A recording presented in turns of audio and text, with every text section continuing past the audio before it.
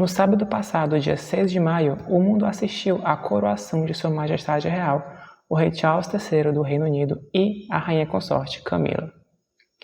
O rei, a Rainha Camila e os outros membros da família real estavam deslumbrantes, usando muitas joias e objetos cerimoniais valiosíssimos, feitos em ouro, prata e em pedras preciosas. Esses objetos fazem parte das Joias da Coroa, a coleção de joias mais famosa do mundo, e conta com mais de 100 objetos, totalizando mais de 23 mil pedras preciosas usadas na confecção deles. A coleção fica em exposição permanente no Castelo da Torre de Londres, o Tower of London, bem no coração da cidade. É um castelo medieval de quase 1000 anos de idade, construído inicialmente na década de 1070, e tem uma história fascinante. Já foi uma residência real, já foi uma prisão, já foi um arsenal, já foi uma casa para cunhar moedas e até já foi uma menagerie. E durante a Idade Média, os reis da Inglaterra foram acumulando uma série de joias e outros objetos cerimoniais que eram símbolos da autoridade e do poder dos reis. Esse conjunto de objetos é conhecido como regalia e acompanha coroa, cetro, orbe e outros itens. Eles eram guardados na abadia de Westminster, porque a maior parte dos reis foram coroados lá, o último deles o rei Charles III. Só que a Inglaterra entrou em uma guerra civil, a monarquia foi abolida e o rei Charles I foi executado em 1649. Durante a Guerra Civil Inglesa, quase todas as joias da monarquia ou foram destruídas, ou foram derretidas, ou foram vendidas. Oliver Cromwell, um dos líderes da Revolução, ordenou pessoalmente que o cetro e o orbe fossem destruídos por serem símbolos do detestável rei Charles I. As joias foram vendidas e o ouro foi derretido para fazer moedas. Só que a República durou pouco tempo. Em 1660, a monarquia foi restaurada e o novo rei Charles II ordenou a criação de uma nova regalia para substituir todas as joias que foram perdidas anteriormente. E foram essas joias que foram vistas na coroação do rei Charles III. Gente, isso é uma coincidência. Naquela época, os joalheiros reais tentaram reproduzir as joias que foram perdidas, porque a ideia era manter o nome delas e elas tinham que ser o mais parecido possível com as que foram destruídas. Como vocês podem imaginar, o custo para produzir essas joias foi absurdo, e imagina no caso da Inglaterra que tinha acabado de sair de uma guerra civil. A regalia é um conjunto de objetos que envolvem os símbolos da monarquia e do poder real. E um dos principais objetos é a coroa de St. Edward, nomeada em homenagem a Edward o Confessor e o construtor da abadia de Westminster, onde ele foi enterrado em 1066. A coroa original foi destruída e uma nova foi feita para a coroação de Charles II, que aconteceu em 1661, um ano depois que a monarquia foi restaurada em 1660. Essa coroa é usada exclusivamente no momento da coroação. Apenas. Depois ela é guardada para a próxima coroação. Então ela ficou quietinha na Torre de Londres por 70 anos. Foi usada em 1953 para a coroação da Rainha Elizabeth II e agora em 2023 para a do rei Charles III. Ela é feita de ouro maciço de 22 quilates, tem mais de 30 centímetros de altura e pesa 2,230 kg. Imagina só colocar um negócio pesado desse na cabeça. Conta com 444 pedras preciosas, incluindo safiras, rubis, topázios, ametistas e aquamarines azuis e verdes. A estrutura é composta por 4 arcos com esferas de ouro que imitam pérolas. No topo, um globo terrestre e a cruz acima, fazendo uma referência à igreja anglicana da qual o rei é o chefe. Os sucessores de Charles II, que foram James II e William III, a usaram em suas coroações, mas se passaram mais de 200 anos para que outro rei viesse a usar essa coroa, que é tão desconfortável e tão pesada. Foi George V, em 1911, que decidiu voltar a usá-la. Em seguida, o filho dele, o rei Edward VIII, nem foi coroado, porque abdicou ao trono com menos de um ano de reinado. Então, o irmão mais novo de Edward VIII assumiu como George VI, e ele usou a coroa, bem como a sua filha, a Rainha Elizabeth II, e agora o filho dela também, o rei Charles III. A Imperial State Crown, ou coroa imperial do Estado, é usada pelo monarca após a coroação. Ele troca de coroa dentro da abadia de Westminster, assim como a gente viu na coroação do rei Charles III. Ele é coroado com a coroa de St. Edward e, após as homenagens, no fim da cerimônia, ele troca pela Imperial State Crown e deixa a abadia. Mas ela também é usada em outros momentos, como por exemplo na abertura do parlamento todos os anos. Por ser uma coroa mais usada, várias delas foram feitas ao longo do tempo. A versão que temos hoje foi feita em 1937 para a coroação do rei George VI. Depois que ele faleceu, a sua filha Elizabeth II ascendeu ao trono e a coroa foi remodelada para ficar menor e mais baixa, e assim mais adequada para a cabeça da rainha.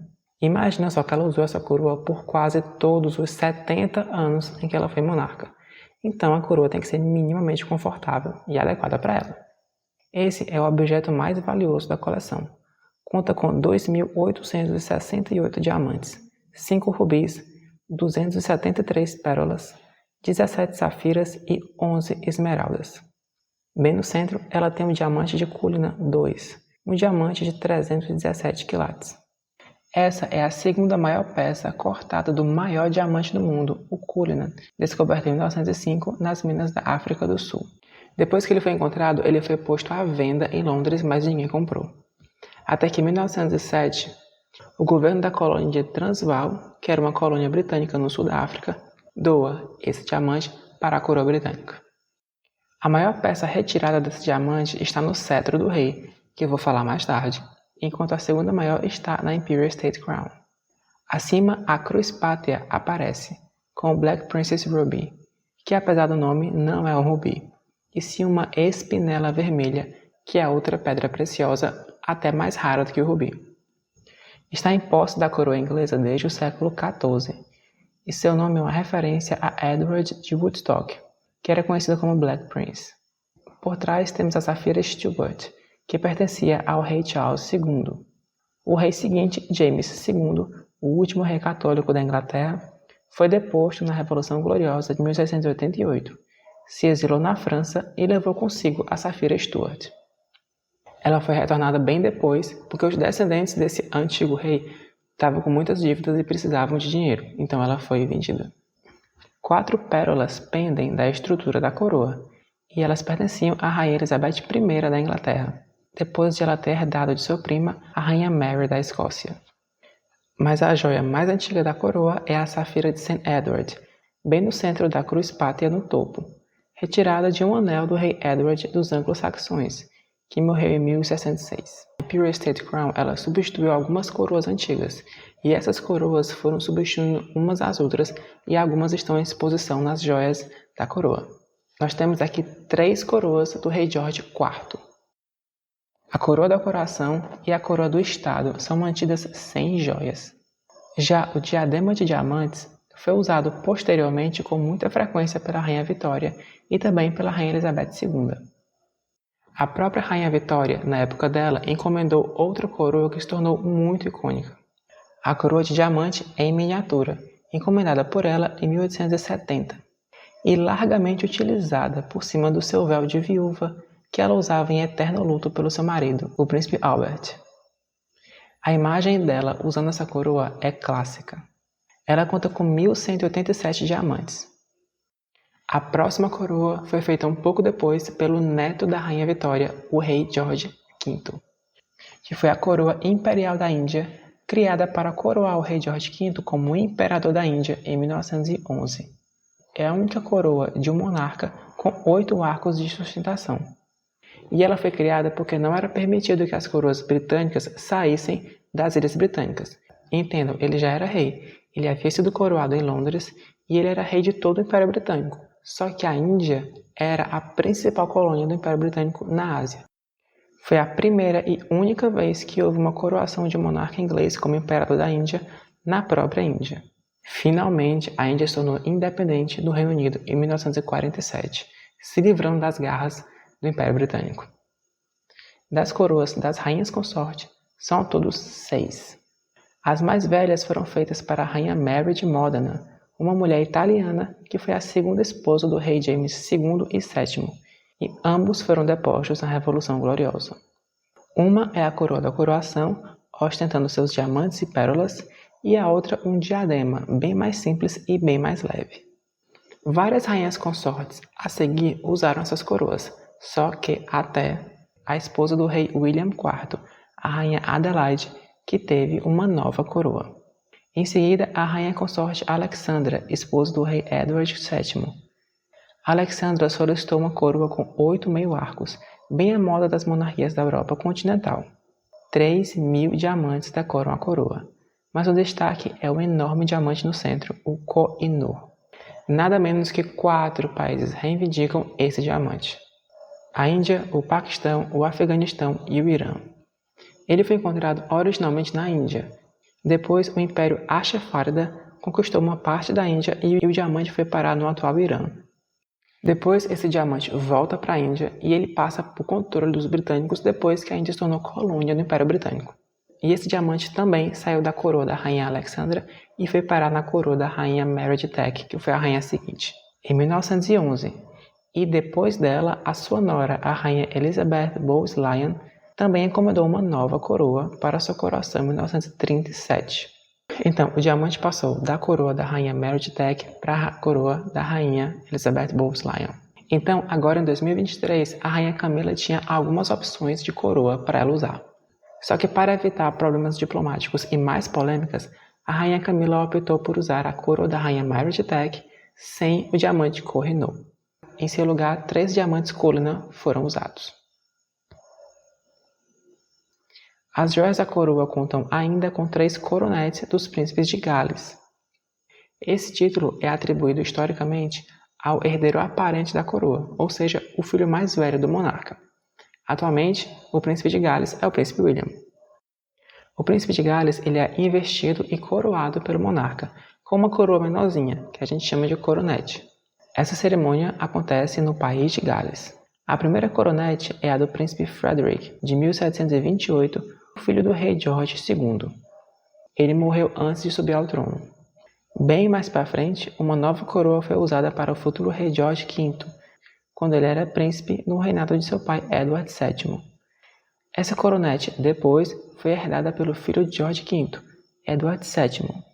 O rei Edward VIII abdicou do trono e, como se não bastasse, ele se exilou na França, levando a sua coronete junto. Ela só voltou para o domínio da Inglaterra depois que este homem morreu. Portanto, em 1969, o novo príncipe de Gales, Charles, que atualmente é o rei, precisou de uma nova coroa. Ela foi confeccionada pelo artista Louis Ullmann, com um design completamente futurista e bem original. O orbe, por exemplo, é uma bolinha de ping-pong folheada a ouro.